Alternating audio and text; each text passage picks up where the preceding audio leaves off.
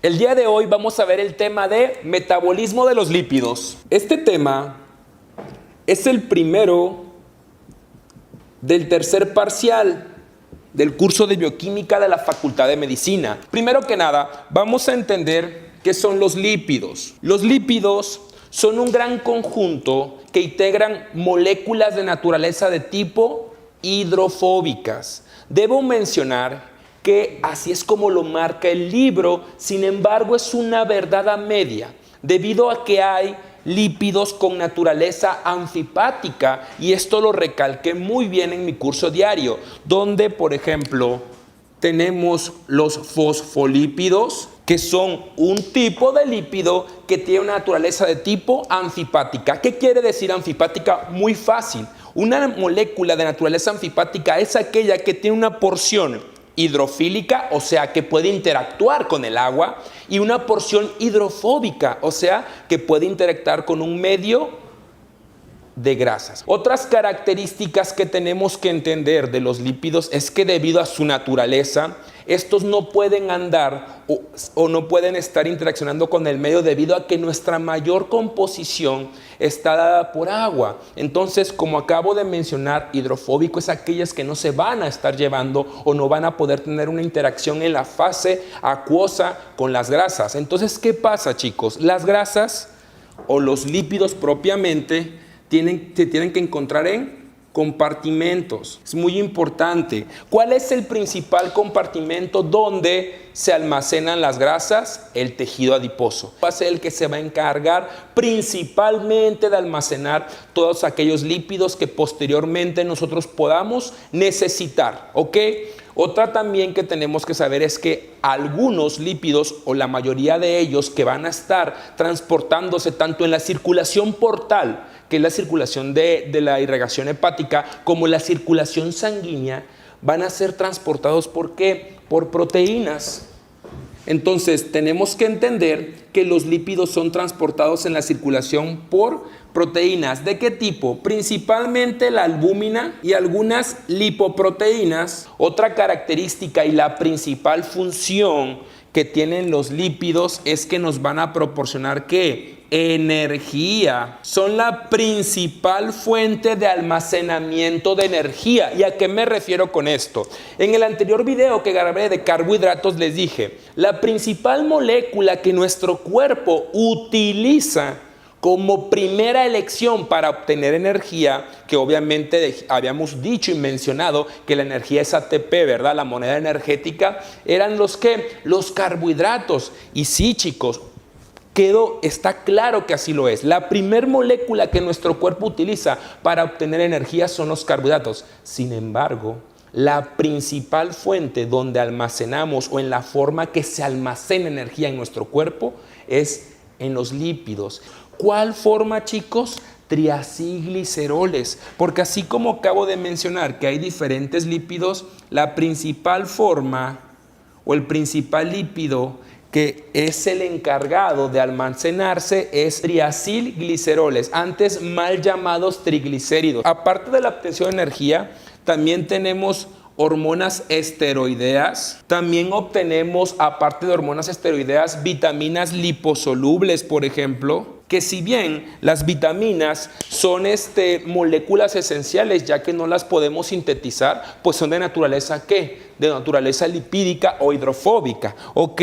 También tenemos, aparte de hormonas esteroideas, vitaminas liposolubles, sales biliares. Vamos a continuar con la siguiente parte del metabolismo de los lípidos, que es la digestión. La digestión, sin duda alguna, chicos, es vital. En los carbohidratos, la digestión inicia en la boca, a diferencia de los lípidos. Este es el contraste que tenemos que entender, que la digestión de los lípidos no inicia en la boca. Primer punto importantísimo, ¿dónde inicia? La digestión de los lípidos inicia en el estómago. Ahora, ya sabemos en qué órgano va a iniciar la digestión de los lípidos, pero necesitamos saber qué enzimas van a ayudarnos a esta digestión, ¿ok? Principalmente, chicos, las enzimas que actúan en el nivel del estómago son dos: la lipasa lingual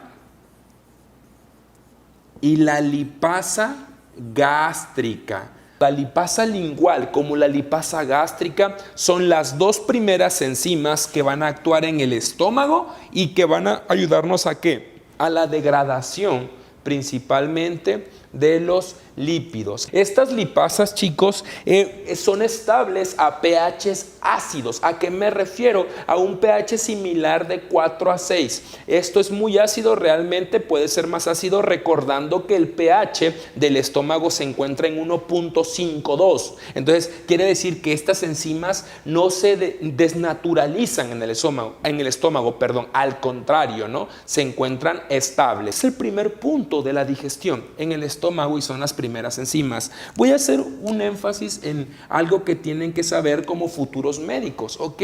Que tanto la lipasa lingual y la lipasa gástrica son de vital importancia para ciertos tipos de individuos. Por ejemplo, los lactantes o neonatos. Y es que los lactantes son aquellos, pues obviamente bebés que se encuentran siendo alimentados por seno materno. Y es que recuerden esto, chicos, realmente la principal fuente de energía de los lactantes son las grasas o los lípidos provenientes de la leche materna. Entonces, para ellos es de vital importancia la lipasa lingual y la lipasa gástrica. También otra población, la cual son muy importantes estas enzimas, son aquellas que tienen un trastorno pancreático o que tienen un síndrome de intestino corto. ¿A qué me refiero con esto? Aquellas personas o población donde el páncreas no tiene un funcionamiento óptimo o donde el intestino delgado no permite que se libere otra enzima de vital importancia como lo es la lipasa pancreática. Entonces, estas enzimas van a tener un papel principal en estos dos grupos de poblaciones, en los lactantes y en personas que tengan trastornos pancreáticos o un síndrome de intestino corto, ¿ok? Nada más para que lo tengan presente. Ahora, el segundo punto de la digestión se da en el intestino delgado. ¿Pero qué porción? Hay que recordar que el intestino delgado se divide en 3 porciones. La primera de ellas habíamos dicho que era el duodeno. La segunda de ellas habíamos dicho que era yeyuno. Y la tercera porción habíamos dicho que era el ilion. ¿Ok? En la primera porción, que es el duodeno, es donde se da la segunda parte de la digestión. En el duodeno se da la emulsión.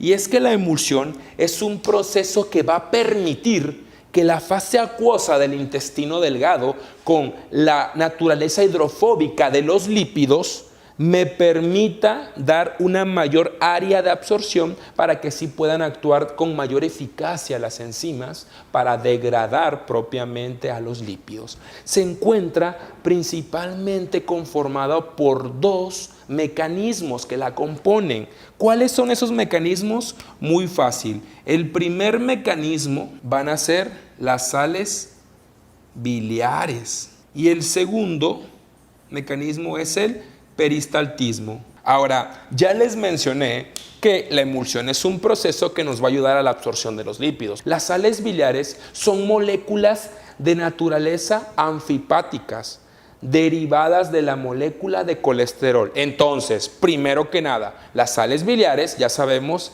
que tienen una naturaleza de tipo anfipática y que derivan de la molécula de colesterol.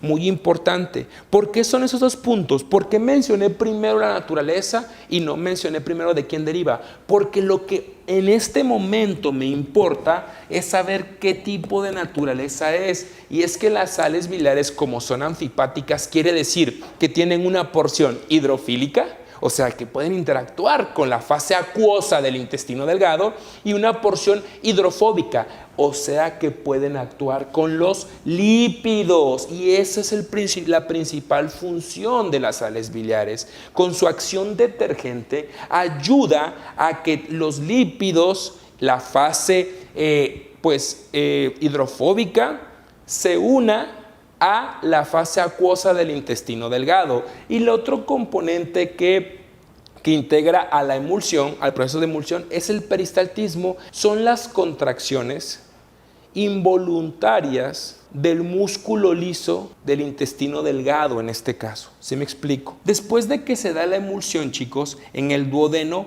van a actuar en el tercer punto otra enzima, que es la lipasa pancreática. Entonces, ¿qué quiero que entiendan aquí?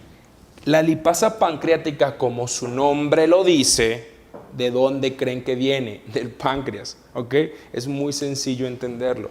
Y es la principal enzima de la digestión de los lípidos. Siempre les digo a mis alumnos, si tuviera que haber una sola enzima que degradara los lípidos, sería la lipasa pancreática. ¿Por qué? Porque es la principal, es la experta en degradar lípidos, ¿ok?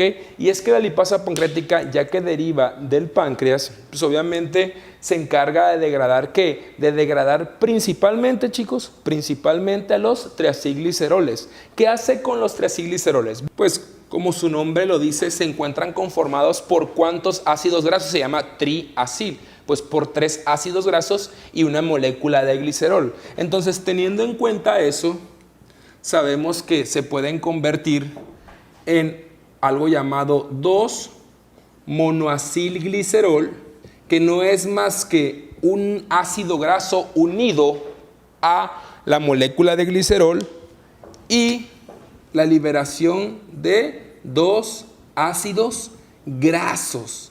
Fíjense lo que estoy diciendo, muy sencillo, muy sencillo. Cuando los triacilgliceroles son cortados por la lipasa pancreática lo va a convertir en 3 componentes. ¿Cuáles son esos 3 componentes? Una molécula de 2-monoacilglicerol más 2 ácidos grasos libres. Dado que es una enzima de vital importancia, la lipasa pancreática, tenemos que conocer todo sobre ella, todo sobre esta enzima, ¿ok? Ya dijimos que viene del páncreas, primer punto. Ya dijimos cuál es su función, degradar a los triacilgliceroles, donde le corta los ácidos grasos del carbono 1 y del carbono 3 y nada más deja la molécula de 2-monoacilglicerol. Pero otra cosa que tenemos que entender es que esta enzima, chicos, principalmente es inhibida por algo llamadas sales biliares. Y entonces aquí hay una paradoja, porque dices, oye, René, me acabas de mencionar que las sales biliares son un mecanismo importante para la emulsión de los lípidos. Y acabo de mencionar anteriormente que la emulsión es un proceso que tiene que llevarse a cabo para aumentar el área de absorción. Entonces, ¿qué está pasando aquí? ¿Acaso Jesus Christ se equivocó? Realmente no, chicos. Dado que las sales biliares inhiben a la lipasa pancreática, hay un mecanismo que hace que esta lipasa pancreática se active cuando ya está inhibida. Y es otra enzima llamada colipasa. Y es que la colipasa, que vale mencionar que es secretada por el páncreas en forma de zimógeno o también conocido como proenzima, como procolipasa. Acabo de mencionar 2 conceptos que tal vez no estén muy familiarizados con ellos. Rápidamente lo voy a mencionar. Una proenzima o zimógeno es una enzima que es secretada, inactivamente. ¿A qué me refiero? A que se secreta la enzima, pero está inactivada, o sea que todavía no puede llevar a cabo su función. Y esto es debido a que, primero que nada, tiene que llegar al lugar donde va a llevar a cabo su función y mediante un agente externo o un agente físico es activada para que ahora sí pueda llevar a cabo su función. ¿Sí me explico? Entonces hay que tener en cuenta por el momento que una proenzima o un zimógeno es una enzima que es secretada de forma inactiva. ¿Ok?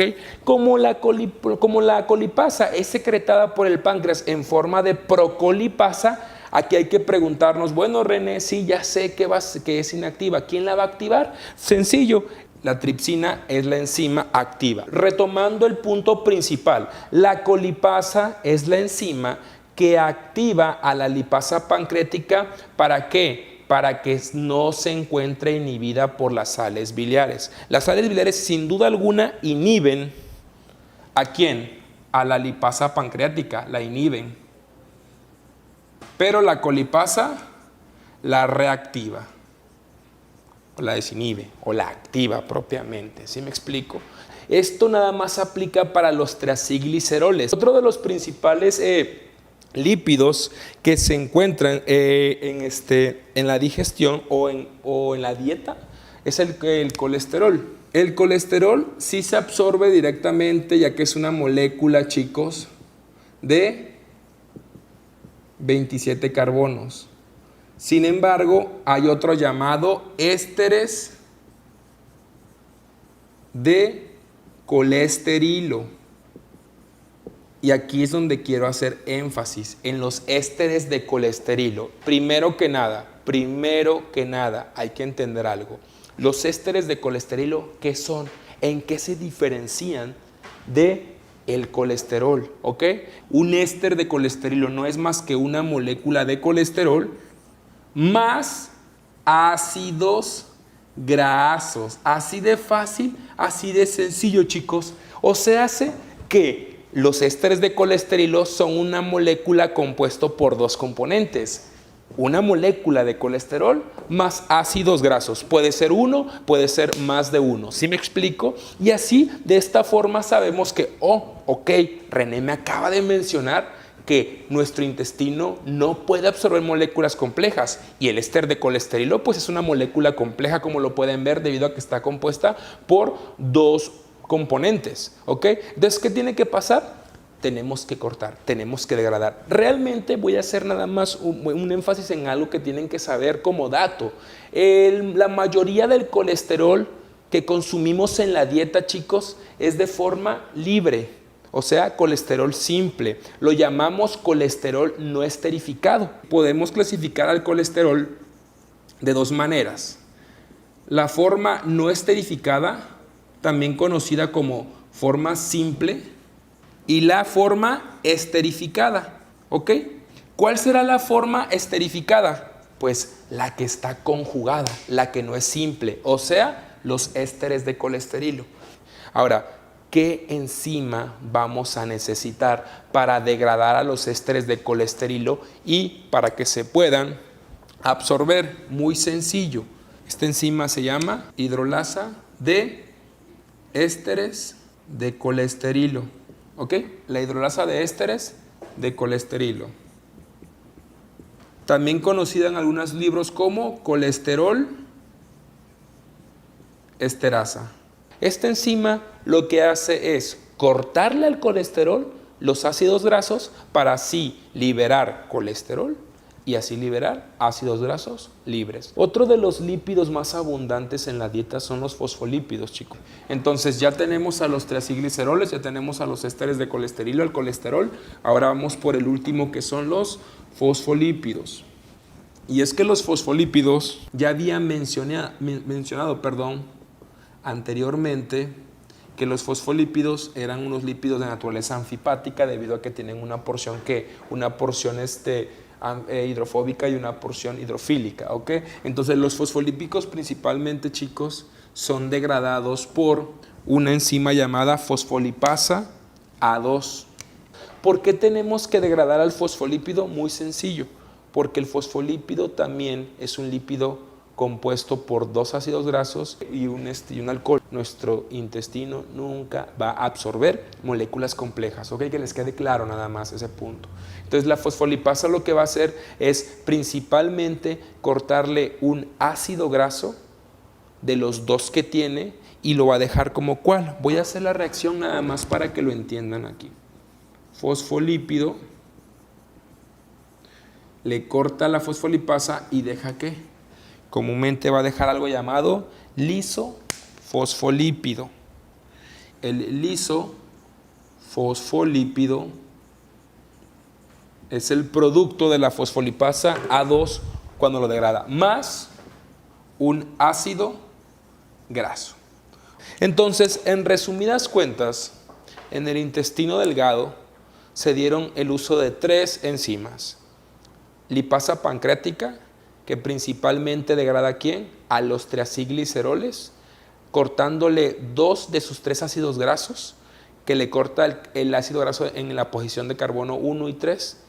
La otra enzima que vimos fue la hidrolasa de ésteres de colesterilo, que degrada a los ésteres de colesterilo convirtiendo el colesterol más ácidos grasos libres. Y la última que vimos fue la fosfolipasa A2, que la fosfolipasa A2 principalmente degrada los fosfolípidos y le corta uno de sus dos ácidos grasos formando un lisofosfolípido y un ácido graso simple libre. Muy bien, vamos a continuar ahora con el control de la digestión de los lípidos. Y es que comúnmente, chicos, el control de la digestión es hormonal, porque está dado principalmente por dos hormonas, muy importante. ¿Cuáles son? La primera de ellas es la colecistocinina. En algunos libros lo pueden encontrar abreviado como CCK. Y la otra hormona que es encargada es la secretina.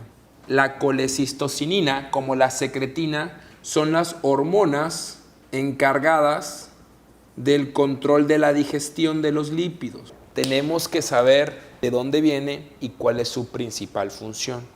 Y es que, primero que nada, vamos a desglosar a la colecistocinina.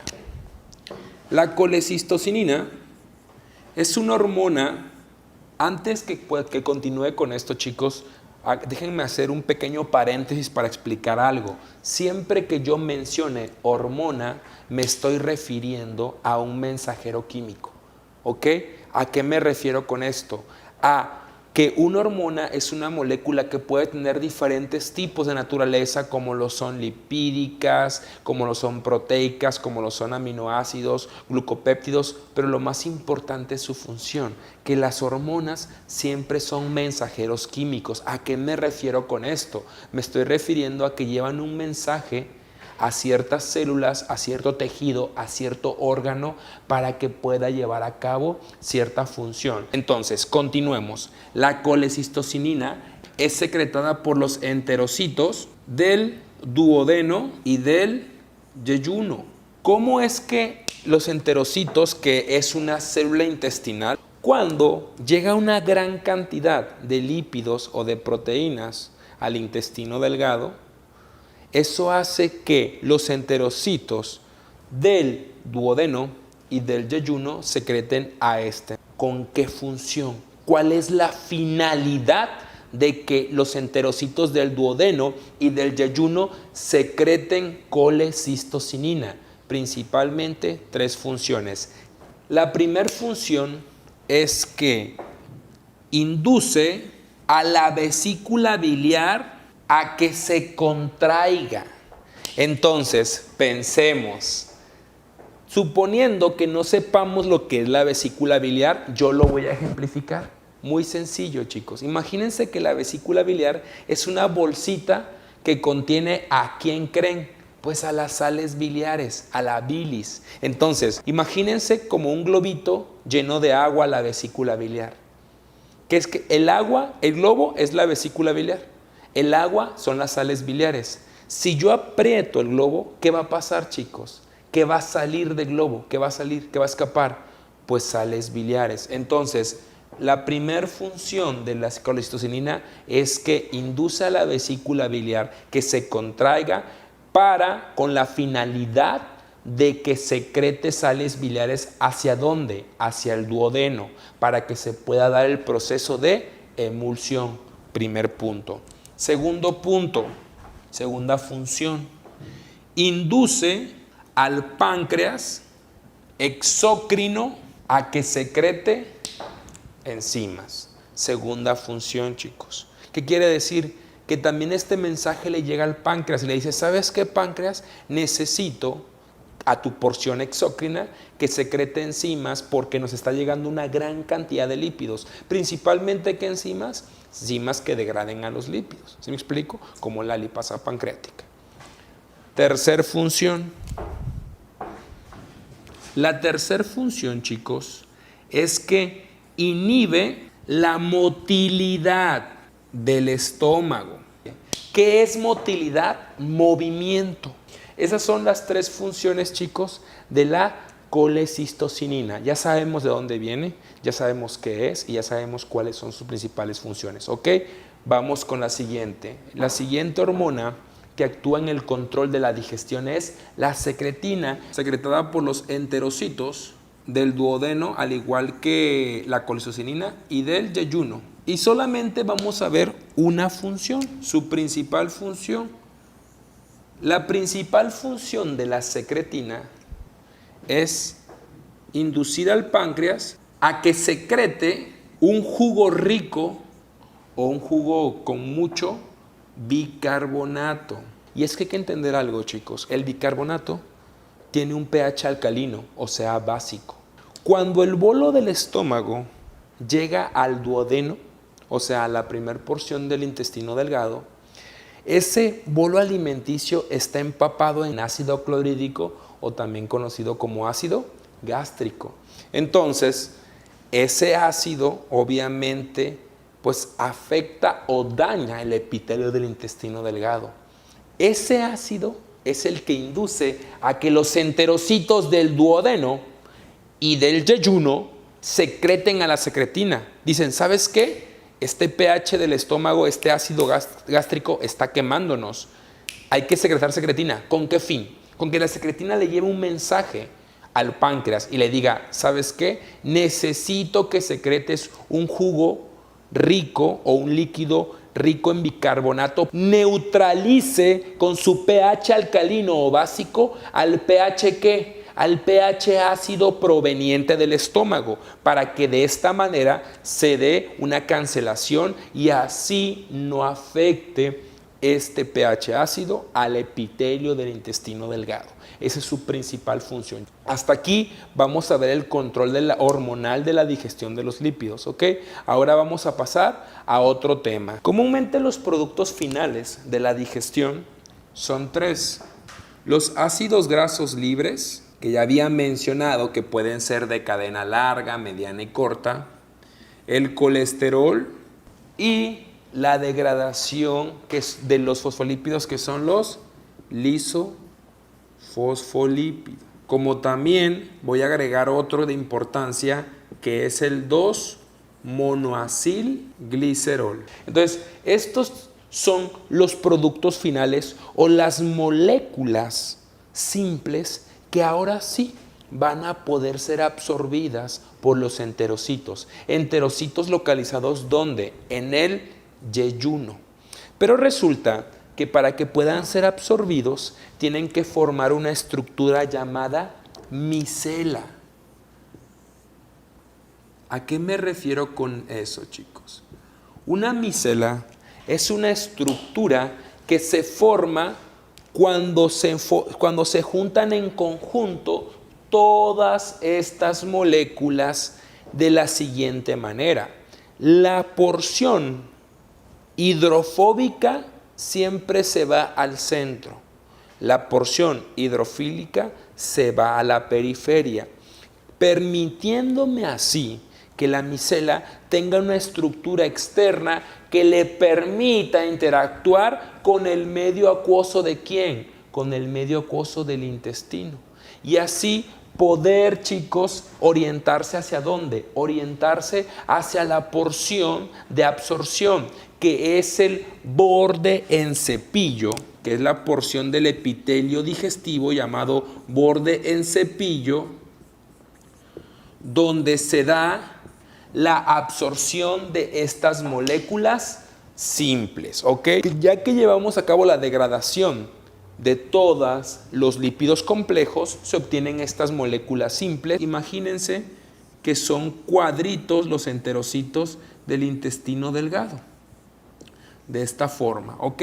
Todas con un respectivo núcleo, obviamente, y que por encima, en la parte interior, obviamente, del intestino, podemos encontrar esta estructura que lo podemos ver así, o también hay unos libros que lo ejemplifican de esta manera. unos como vellitos o unos como anexitos. Es la porción especializada del epitelio digestivo que se encarga de la absorción. ¿De qué células? En este caso son de las células del intestino delgado, pero de la porción del yeyuno. Las sales biliares no se reabsorben en el yeyuno, se reabsorben en la porción final del íleo. Se reabsorben en la porción terminal. ¿Ok? Íleo, porción terminal, ahí donde se reabsorben ¿quiénes? Las sales biliares. Solamente el 5% de las sales biliares se pierden en las heces. Hay ácidos grasos de cadena corta y mediana, como ya lo mencioné, y estos sí, chicos, estos sí pueden ser absorbidos de manera directa. Por ejemplo, estos ácidos grasos de cadena corta y mediana no tienen que formar micelas. ¿Por qué? Porque dado que son entre menor cantidad de carbonos tengan, más fácil absorberlos y de cierta manera son más hidrofílicos. ¿A qué me refiero con esto? A que pueden interactuar de mejor manera. Por lo tanto, el punto principal es el siguiente: los ácidos grasos de cadena corta y mediana, dado que son solubles en agua, son absorbidos directamente por los enterocitos. No tienen que formar micelas. Entonces, estos sí pueden ser enviados directamente a la circulación sanguínea, unidos a ciertas proteínas como la albúmina, para que los puedan utilizar ciertas células que los necesiten. ¿Sí me explico? También el colesterol, por ejemplo, puede ser transportado de esa manera. Sin embargo, los triacilgliceroles, que son la principal fuente de almacenamiento de energía de nuestro cuerpo, pues no puede ser enviado en forma de ácidos grasos libres y monoacilglicerol. ¿A qué me refiero con esto? A que tienen que ser reesterificados, o sea, tiene que haber una resíntesis dentro del enterocito. Y es que la resíntesis principalmente se lleva a cabo en un organelo de las células llamado retículo endoplásmico liso. Es un organelo que hay de dos tipos, ¿no? Rugoso, que principalmente se le llama rugoso porque contiene ribosomas, entonces está más especializado a la síntesis de proteínas, y el retículo endoplásmico liso, que su principal función, y digo su principal función porque tiene varias realmente, es la síntesis de lípidos o de lípidos complejos. Entonces, esta materia prima, que son moléculas simples de lípidos, son enviados al retículo endoplásmico liso. ¿Para qué? Para que puedan ser reesterificados, para que esté una síntesis como propiamente lo acabo de mencionar. Hay que saber que para formar a los TAC, también conocidos como triacilgliceroles, hay que recordar, muy importante saber que están compuestos principalmente de dos componentes. ¿Cuáles son esos componentes? Los ácidos grasos, que realmente son 3.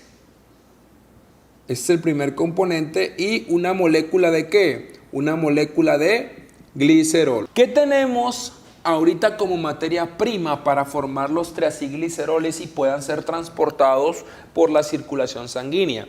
Tenemos una molécula de 2-monoacilglicerol y tenemos ácidos grasos libres, que realmente, chicos, es lo que necesitamos para formar ¿qué? Para formar a los triacilgliceroles. Lo importante aquí es ver cuáles son estas enzimas. Para que un ácido graso pueda utilizarse, tienes que activarlo. ¿Ok? ¿Cómo lo activas? Mediante la unión de una molécula de coenzima A. Entonces, siempre que tú vayas a convertir un ácido graso libre en la forma activa, lo vayas a convertir, le vas a unir una molécula de coenzima A. ¿Cómo se llama un ácido graso activo, chicos? Muy sencillo. Se llama acilcoenzima A. Esta es la forma. No se vayan a confundir con la molécula de acetilcoenzima A, que no tiene nada que ver, ¿ok? La acilcoenzima A es igual a decir que tenemos un ácido graso activo. Muy importante, ¿ok? O activado. La enzima que se encarga de activar o de convertir el ácido graso simple a una acilcoenzima A se llama tiosinasa. También puede ser, en otros libros las pueden encontrar como acilcoenzima A sintetasa. Que les quede claro, voy a poner ahora la reacción de este lado.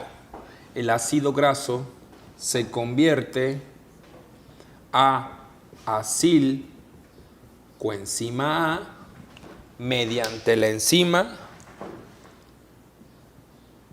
acilcoenzima A sintetasa, o también conocido por su nombre, tiosinasa.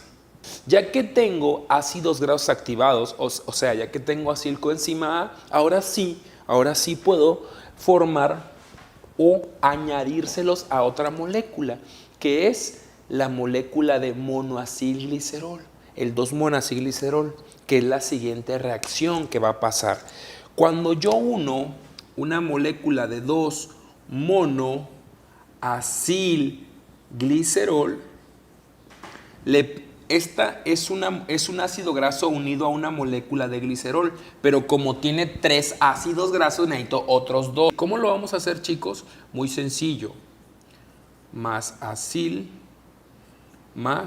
acilcoenzima A. Muy importantes. Entonces, las enzimas que agregan los ácidos grasos activados se llaman aciltransferasas. Hay otra también, hay de 2 tipos principalmente. Es la que agrega en el carbono 2, que se llama acilcoenzima A monoaciltransferasa. Y está la de tipo 2, que es acilcoenzima A, pero diaciltransferasa.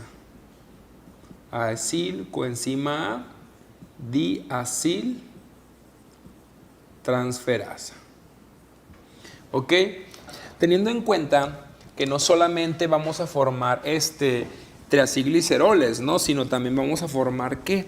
Vamos a formar también ésteres de colesterilo. ¿Se acuerdan que les dije que también se degradaban para reabsorberse y después otra vez se van a resintetizar? Y es que un éster de colesterilo, recordemos rápidamente, chicos, que no es más que un colesterol unido a ácidos grasos. Entonces, ¿qué tiene que pasar? Muy sencillo. Lo que tiene que suceder es que la enzima que se va a encargar de unir colesterol más ácidos grasos es la enzima conocida como acilcoenzima A, 2 puntos, colesterol aciltransferasa. ¿Ok?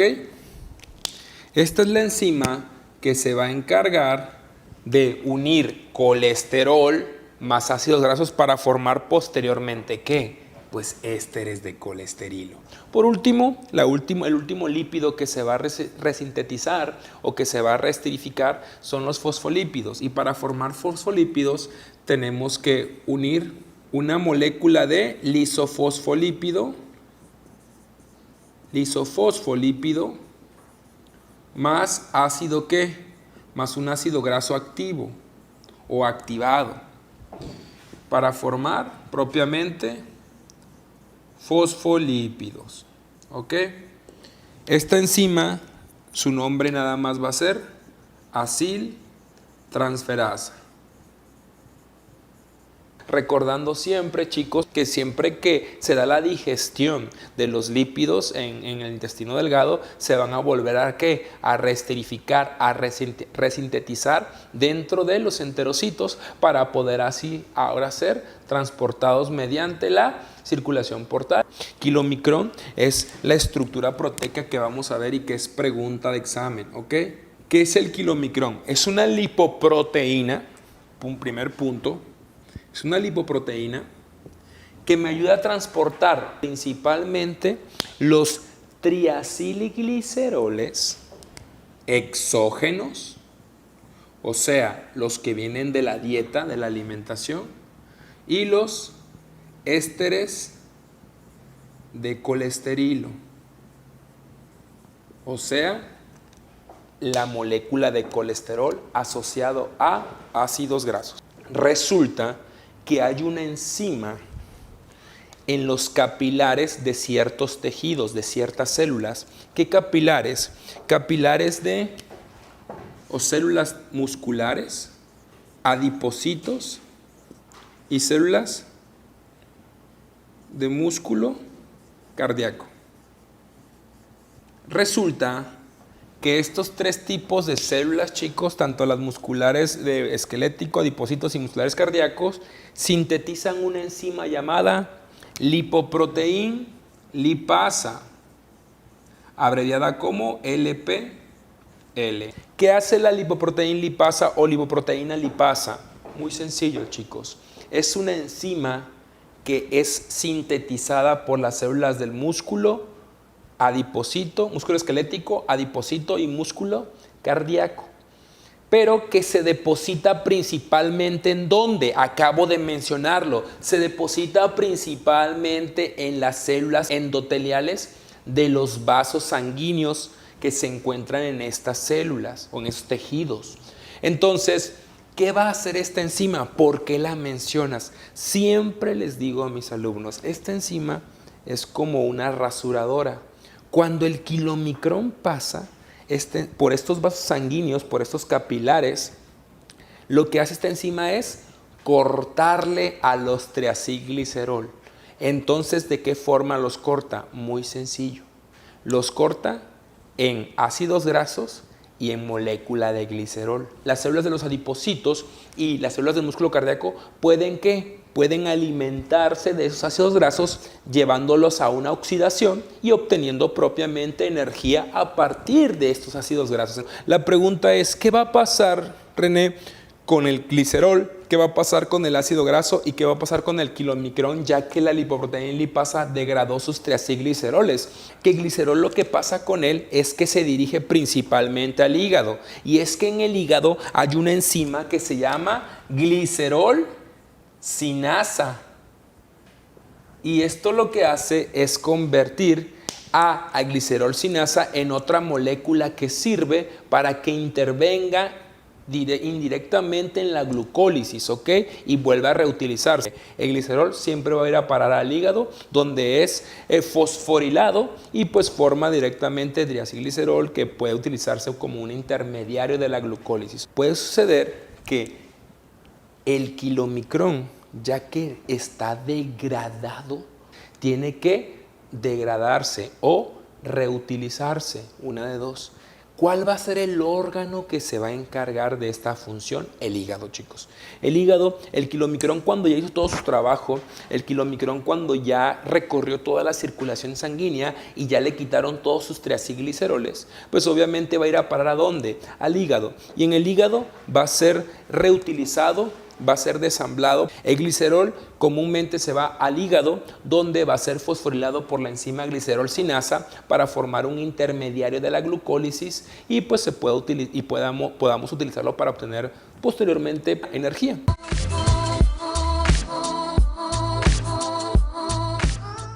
Espero les haya servido, y si quieres más videos como este, suscríbete al canal y comenta debajo de qué tema les gustaría que habláramos.